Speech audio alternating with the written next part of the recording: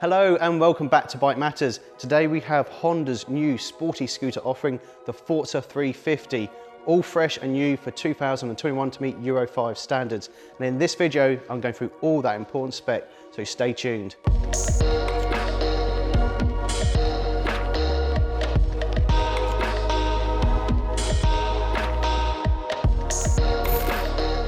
On to the styling of the Honda Forza 350, and this year sees improvement to the body design.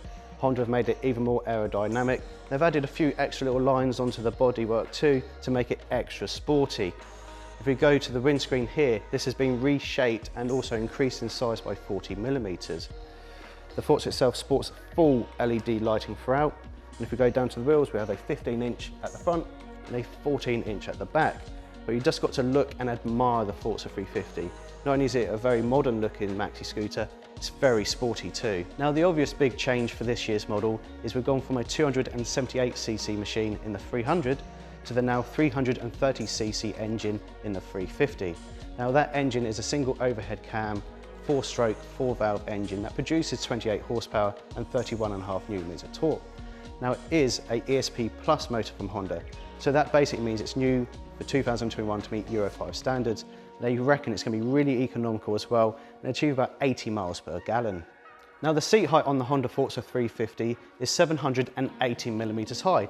That's not too bad, but the seat itself is quite wide. So if I sit on this now at 5'6", you can see both feet aren't flat on the floor, I'm slightly more tippy toes. So if you are shorter, make sure to check it out for you first. The fuel tank capacity on the Honda Forza 350 is 11.7 litres.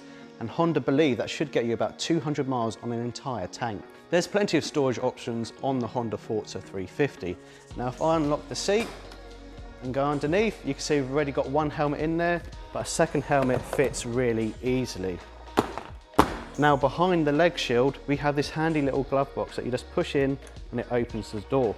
So there's enough space for a few small items, but there is a USB Type-C charging port as well. Okay, so let's take a look at the instrument panel. Put our attention straight away onto the split dash. So right smack bang in the middle, we have that LCD panel with a black background and white text. Now it displays information such as clock, fuel gauge, oil temperature, trips, odometer, range, air temperature, and even battery voltage.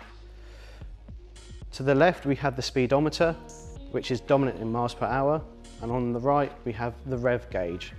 If we go down to the switchboard itself, starting on the back of the left side, we then have Honda's selectable torque control.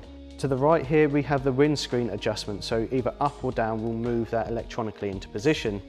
To the left of that, we have our headlights. Then we have Info A, which will change information on the LCD panel. Then we have our horn, indicators, and Info B, which again will display different information on the LCD panel. And just underneath that is our optional extra, which is the Honda voice control system for Bluetooth. To the right, we have our kill switch, hazards, and electric start, which starts in the conventional way of holding the brake and hitting that electric start button. And if we go down, this is obviously smart key as well. So we have our nice little smart key dial and fuel and seat release buttons, and it all works really nicely. When it comes to braking on the Honda Forza 350, we have a 256mm disc at the front and a 240mm disc to the rear, and it does have dual channel ABS. Another really cool feature on the Forza 350 is that when you need to do an emergency stop and really brake sharply, it will throw on your hazard lights as well automatically to warn those behind you. Onto suspension, and we have telescopic forks at the front, and to the rear we have twin shocks. Now the Honda Forza 350 comes in 3 colourway options.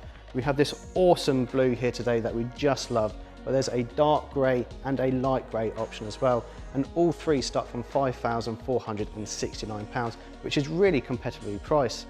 Now if you look closely, there is loads of bugs splattered on this scooter. I've done a full road test review that's coming to the channel really soon, so make sure to be subscribed to that and ding that notification bell as well.